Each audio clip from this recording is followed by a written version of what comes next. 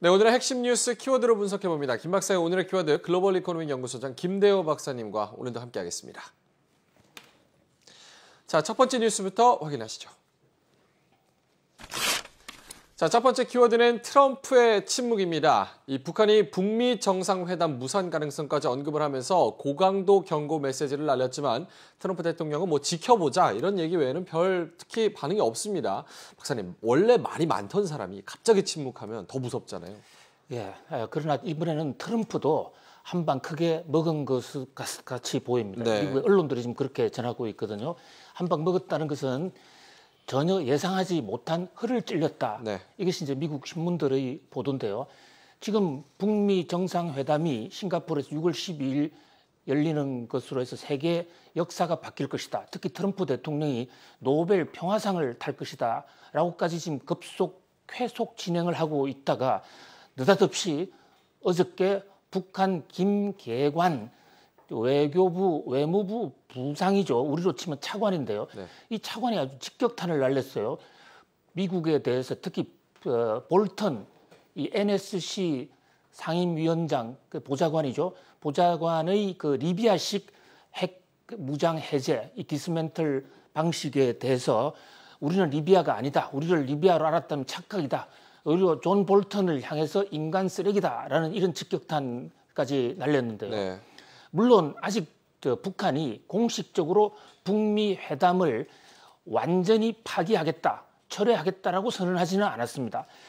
김계관을 동원한 것도 굉장히 외교적이라고 봐요. 김계관은 북미 회담의 과거의 당사자지만 지금 현재 직책은 외교부 차관에 불과합니다. 그래서 김계관의 개인 의견 형태로 해서 존 볼턴 이 NSC 보좌관에서 일격을 날린 그런 지금 모양새거든요.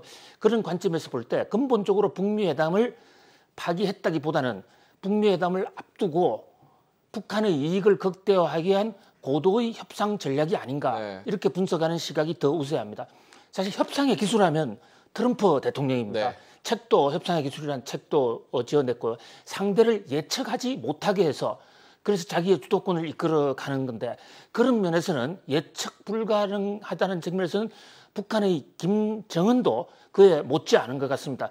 결국 트럼프 대통령은 여태까지 지금 침묵하고 있습니다. 기자들의 계속되는 질문에 We will see, 두고 봅시다 라는 얘기만 지금 계속하고 있어요. 물론 트럼프 대통령의 반격도 간단치는 않을 것으로 봅니다. 지금 현재 트럼프 대통령은 지금 젊은 부인인 멜라니아가 신장 수술에 지금 입원 중이에요. 아하. 그래서 병 간호하는 데 좀 더 열을 쓰고 있는 것으로도 보입니다만 어쨌든 지금 트럼프 대통령의 대응이 매우 주목되는 순간입니다. 네, 북한의 강도 높은 반발에 트럼프 대통령은 침묵을 지키고 있지만 그 침묵 뒤에 수많은 수싸움이 이루어지고 있습니다. 자, 두 번째 키워드 확인하시죠. 자, 오늘의 두 번째 키워드는 삼바 운명의 날입니다. 삼바, 삼성 바이오로직스죠. 이 분식회계 논란을 심의하기 위한 감리위원회가 오늘 열립니다. 박사님, 이 사장님까지 나서서 또 방어를 한다고 하는데 쉽진 않겠죠? 그렇습니다. 이 삼성 바이오로직스가 과연 분식을 했느냐 안 했느냐 이것은 삼성그룹의 운명을 좌우할 수도 있는 큰 변수입니다. 그뿐만이 아니죠. 지금 삼성 바이오로직스 주식을 산 사람이 적지 않습니다. 지금 시가총액 6위까지도 올라갔는데요. 최악의 경우에는 상장 폐지까지도 될 수가 있기 때문에 개인의 재산권에도 큰 영향을 미치게 될 것으로 보여요. 오늘 금융위원회에서 감리위원회를 합니다. 이 감리위원회라는 것은 현행 이 금융위원회 법상에 회계 처리가 잘못됐을 때 회계 장부를 감리한다. 회계 장부가 과연 적정하게 됐느냐 안 됐느냐 이 여부를 가리는 거예요. 삼성 바이오로직스 사건의 경우에서는 이 회계 감리가 매우 중요합니다. 삼성 바이오로직스 산하기관에 삼성 바이오 에픽스라는 회사가 있어요. 네. 이 에픽스란 회사가 수년간 적자가 나다가 삼성물산과 제일모직의 합병을 앞두고 느닷없이 크게 흑자로 돌았었거든요. 네.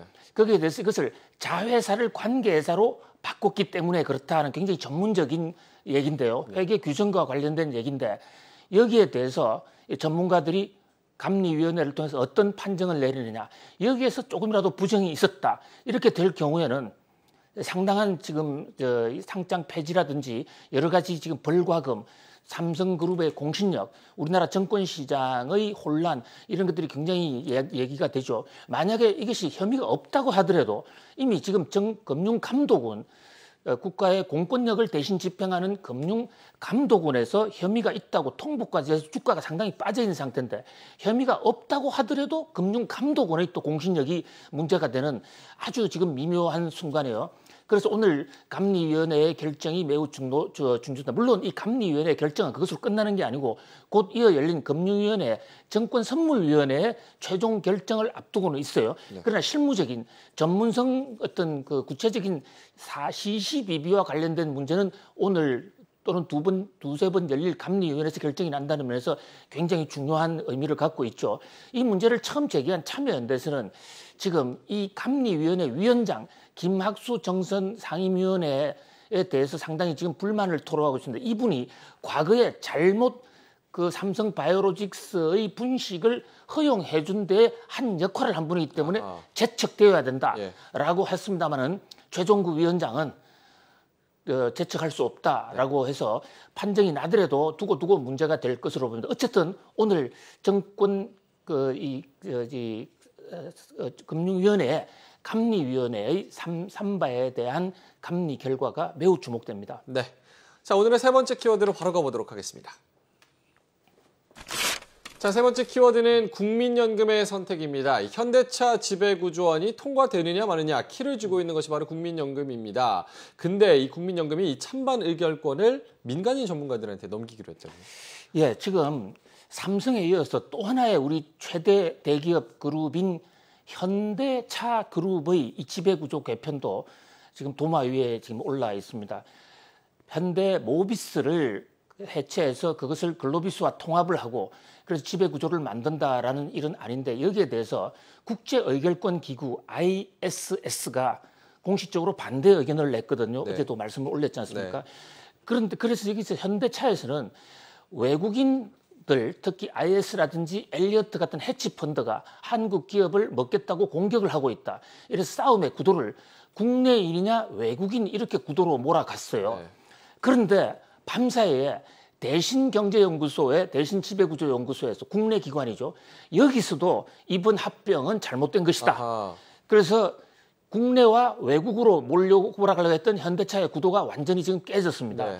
그래서 이 29일 날 있을 이 주총 결과에서 과연 현대모비스의 이 합병안이 가결될지 안 될지 한치 앞을 모르는 그런 지금 상황으로 치닫고 있어요. 현대차 정몽구 정의선 그 가족과 그 형제 자매들이 갖고 있는 이 지분이 30%를 오르내리고 있습니다. 네. 거기에 대해서 나머지 우호 지분을 합한다고 하더라도 과반수가 되기 어렵거든요. 네. 여기서 최대 캐스팅 보트를 쥐고 있는 것은 역시 국민연금입니다. 네. 국민연금이 지금 10%에 그 육박하고 있어요. 네. 국민연금이 어떤 편을 드느냐에 따라서 당락이 결정된다라고 할 수가 있겠습니다. 그런데 국민연금은 아시다시피 삼성물산과 제일모직의 이 합병 비율이 잘못됐음에도 불구하고 찬성을 해서 네. 연금 소유자들, 국민들에게 피해를 끼쳤다. 그래서 그 관계자들이 지금 재판까지 받고 있지 않습니까? 네. 그런 면에서 국민연금의 선택의 폭이 그렇게 많지는 않은 것 같습니다. 적어도 이번만은 객관적이고 공정한 오로지 국익을 위한 또 이 국민연금의 주인인 국민들을 위한 현명한 판단을 내려줄 것을 간곡하게 부탁 올립니다. 네, 자 오늘의 네 번째 키워드 확인하시죠. 자, 네 번째 키워드는 고용 대란입니다. 이 고용 쇼크가 이어지고 있습니다. 일자리 상황이 나아질 기미가 보여지고 않고 있는데 여기에 최저임금 인상, 고용 쇼크에 영향을 미쳤는지 안 미쳤는지에 대해서도 청와대 내부에서도 또 의견이 엇갈린다. 예, 지금 고용 문제가 좀채 해결되지 않습니다. 지금 정부의 당초의 진단으로는 1월 달, 2월 달 고용이 좀 부진하다 그러니까 이건 일시적인 현상이다. 예. 세월이 가면 곧 이내 반전될 것이다라고 했습니다. 그러나 지금 벌써 올해가 시작된 지도 5개월째 지금 접어들고 있는데 4월 달 통계가 어저께 나왔어요. 네. 4개월 연속으로 지금 신규 취업자 수가 10만 명 선 네. 약간 높은 상태거든요. 현재 지금 경제학계의 일반적인 관점으로 볼 때는 약 한 월별 25만에서 30만 명이 되어야 시중에 고용 절벽이라는 소리가 조금은 네. 묻어갈 수 있는 어느 정도의 최소한의 안전판이다 이렇게 보는데 거기에 3분의 1도 지금 못 미치고 있어요. 여기에 대해서 청와대의 그 장하성 실장은 바로 이틀 전에 이것은 소비 산업, 특히 음식 숙박업 이런 소매점 이런 데에서만 문제다. 제조업은 나아지고 있다라고 얘기했는데 하루 만에 제조업 통계도 43개월 최저치로 지금 떨어졌거든요. 네. 그러니까 적어도 지금 정부 말이 맞고 있지 않다. 정부의 진단이 틀렸다. 이렇게 볼 수가 있어요. 이런 가운데 김동연 부총리가 어제 국회에 나와서 이 지금 고용이 떨어지는 데는 최저임금을 급격하게 올렸다. 우리 올 1월부터 16.4%를 올리지 않았습니까? 그런 데 대한 책임이 있는 것 같아. 이렇게 얘기를 하셨어요. 그동안 김동연 부총리는 가는 곳마다 최저임금과 고용은 무관하다. 이렇게 밝혀왔어요. 네. 적어도 이게 남자가 일구이연을 하면 노상객사한다는 이런 얘기도 있는데 스스로 말이 이거 달라졌단 말이죠. 네. 그 말라진 데 대한 해명도 없이 느닷없이 국회에서 이렇게 지금 일구이연을 하기에 이르렀어요. 더더군다나 장하성 청와대 정책실장과 하루 차이를 두고 정부의 최고 정책 책임자들이 서로 엇갈린 신호를 내는 바람에 시장은 더 지금 당황스럽거든요.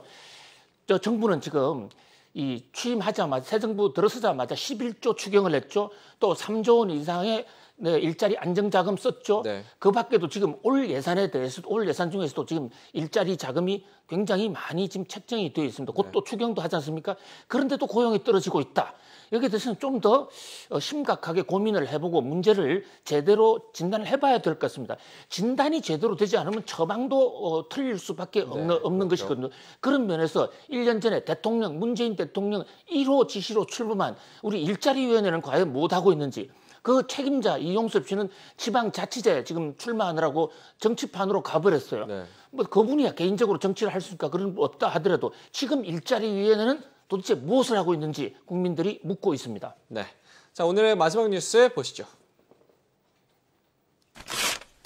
자, 마지막 키워드는 골드만삭스의 경고입니다. 금융계 최고 브레인들이 모인 골드만삭스, 우리나라 경제에 대해서 어두운 전망을 내놓고 있다고요? 예, 골드만삭스 하면 참 그 MBA들이 가장 가고 싶어하는 선망하는 그런 직장입니다. 그렇죠. 미국에 대해서도 고위 관료를 제일 많이 배출한 곳이기도 하죠. 지금 문우신 재무장관도 바로 이 골드만삭스에서 이 잔뼈가 굵으신 분이고요. 그 힐러리 클린턴 대통령의 딸, 사위 다 이게 골드만삭스에 근무하고 있는 골드만삭스는 그야말로 미국의 인재사관학교라고 불리는 곳인데 네. 거기서 한국을 꼭 집어서 한국 경제가 안 좋다. 한국 경제가 좀 불안하다. 이런 전망을 지금 내놓아서 고용뿐만 아니라 한국 경제 전반적으로 지금 좋지 않다. 이랬습니다. 그리고 골드만삭스는 두 가지의 보고서를 냈는데 하나 더 이 보고서를 보면 미국이 금리를 1% 올렸을 때 제일 먼저 무너지는 나라가 한국이다. 네. 가장 취약하다. 이런 보고서까지 지금 밝혔어요. 물론 골드만삭스가 아무리 우수하다고 하더라도 하나의 연구기관이나 또는 하나의 IB일 뿐이다라는 점에서 우리 정부보다야 더 정확할 리가 있겠습니까? 그러나 지금 한국 내에서 경기 문제를 둘러싸고 이견이 많습니다. 특히 김광두 국민경제자문위원회에서조차 좀 조심하자. 이렇게 한 마당이거든요. 또 일반 정권 시장에서는 삼성증권사 상장사 실적이 좋지만 삼성전자만 빼면 오히려 감소했다 이런 얘기도 나오고 있어요. 그런 면에서 우리 경기 상황을 한번 예의주시하게 들여다볼 필요가 있을 것 같습니다. 네. 자, 김 박사의 오늘의 키워드 5가지 알아봤습니다. 김 박사의 오늘의 키워드 글로벌 이코노미 연구소장 김대호 박사님과 오늘도 함께했습니다.